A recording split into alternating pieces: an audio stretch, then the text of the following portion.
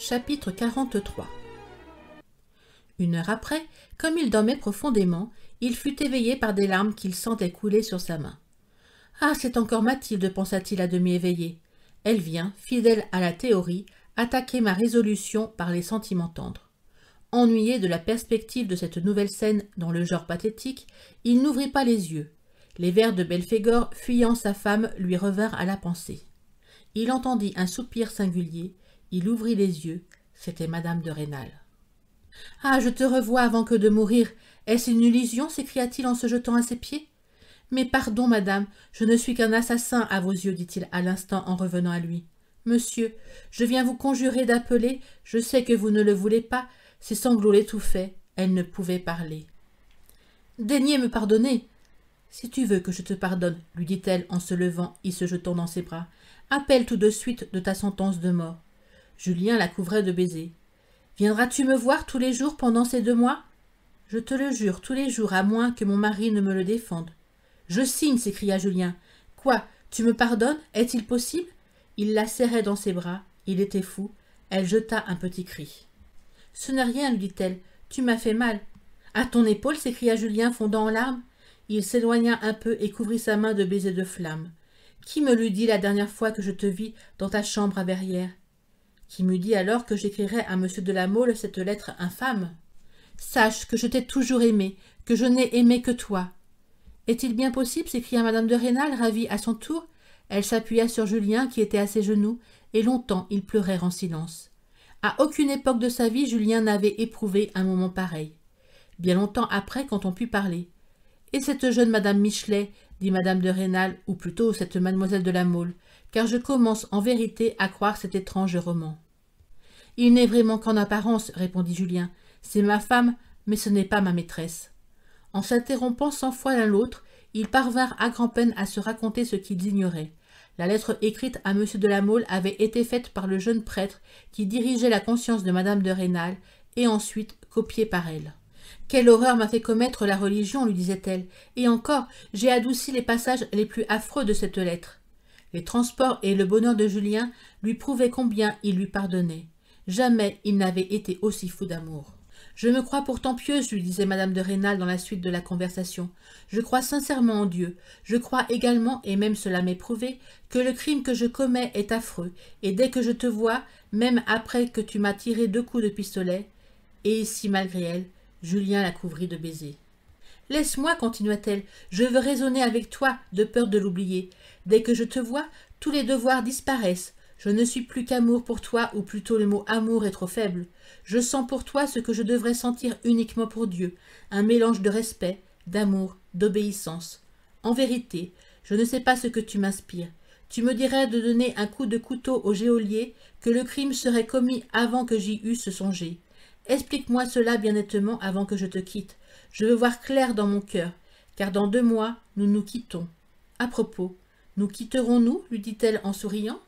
« Je retire ma parole, s'écria Julien en se levant. Je n'appelle pas de la sentence de mort si par poison, couteau, pistolet, charbon ou de toute autre manière quelconque tu cherches à mettre fin ou obstacle à ta vie. » La physionomie de madame de Rênal changea tout à coup.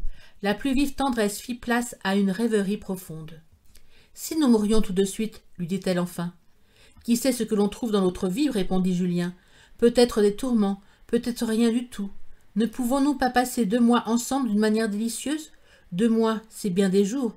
Jamais je n'aurais été aussi heureux. »« Jamais tu n'auras été aussi heureux. »« Jamais, répéta Julien ravi. Et je te parle comme je me parle à moi-même. Dieu me préserve d'exagérer. »« Eh bien, tu jures sur l'amour que tu as pour moi de n'attenter à ta vie par aucun moyen direct ni indirect. Songe, ajouta-t-il, qu'il faut que tu vives pour mon fils, que Mathilde abandonnera à des laquais dès qu'elle sera marquise de Croisenois. »« Je jure, reprit-elle froidement, mais je veux emporter ton appel écrit et signé de ta main. J'irai moi-même chez monsieur le procureur général. »« Prends garde, tu te compromets. »« Après la démarche d'être venu te voir dans ta prison, je suis à jamais pour Besançon, et toute la Franche-Comté, une héroïne d'anecdotes, dit-elle d'un air profondément affligé. Les bornes de l'austère pudeur sont franchies. Je suis une femme perdue d'honneur. Il est vrai que c'est pour toi. » Son accent était si triste que Julien l'embrassa avec un bonheur tout nouveau pour lui. Ce n'était plus l'ivresse de l'amour, C'était reconnaissance extrême. Il venait d'apercevoir pour la première fois toute l'étendue du sacrifice qu'elle lui avait fait. Quelque âme charitable informa sans doute M. de Rênal des longues visites que sa femme faisait à la prison de Julien, car au bout de 3 jours, il lui envoya sa voiture, avec l'ordre express de revenir sur le champ à Verrières. Cette séparation cruelle avait mal commencé la journée pour Julien. On l'avertit 2 ou 3 heures après qu'un certain prêtre intrigant et qui pourtant n'avait pu se pousser parmi les jésuites de Besançon s'était établi depuis le matin en dehors de la porte de la prison, dans la rue. Il pleuvait beaucoup, et là cet homme prétendait jouer le martyr. Julien était mal disposé, cette sottise le toucha profondément.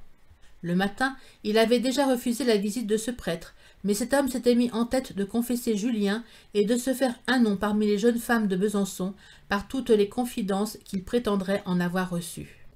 Il déclarait à haute voix qu'il allait passer la journée et la nuit à la porte de la prison. Dieu m'envoie pour toucher le cœur de cet autre apostat, et le bas peuple, toujours curieux d'une scène, commençait à s'attrouper. « Oui, mes frères, leur disait-il, je passerai ici la journée, la nuit, ainsi que toutes les journées et toutes les nuits qui suivront. Le Saint-Esprit m'a parlé, j'ai une mission d'en haut, c'est moi qui dois sauver l'âme du jeune Sorel.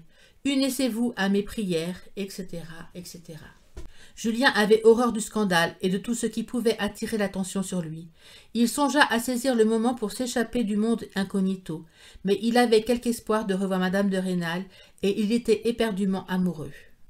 La porte de la prison était située dans l'une des rues les plus fréquentées.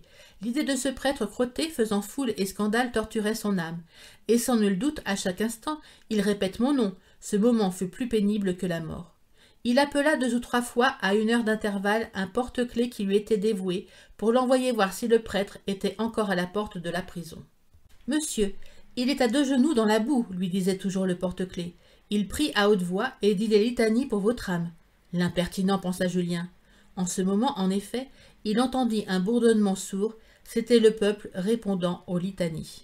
Pour comble d'impatience, il vit le porte-clés lui-même agiter ses lèvres en répétant les mots latins. On commence à dire, ajouta le porte-clés, qu'il faut que vous ayez le cœur bien endurci pour refuser le secours de ce saint homme. Oh, ma patrie, que tu es encore barbare, s'écria Julien, ivre de colère. Et il continua son raisonnement tout haut, et sans songer à la présence du porte-clés. Cet homme veut un article dans le journal, et le voilà sûr de l'obtenir. Ah, maudits provinciaux, à Paris je ne serai pas soumis à toutes ces vexations. On y est plus savant en charlatanisme. Faites entrer ce saint prêtre, dit-il enfin au porte-clés, et la sueur coulait à grands flots sur son front. Le porte-clés fit le signe de la croix et sortit tout joyeux. Ce saint prêtre se trouva horriblement laid, il était encore plus crotté. La pluie froide qu'il faisait augmentait l'obscurité et l'humidité du cachot. Le prêtre voulut embrasser Julien et se mit à s'attendrir en lui parlant. La plus basse hypocrisie était trop évidente. De sa vie, Julien n'avait été aussi en colère. 1/4 d'heure après l'entrée du prêtre, Julien se trouva tout à fait un lâche. Pour la première fois, la mort lui parut horrible. Il pensait à l'état de putréfaction où serait son corps 2 jours après l'exécution, etc., etc.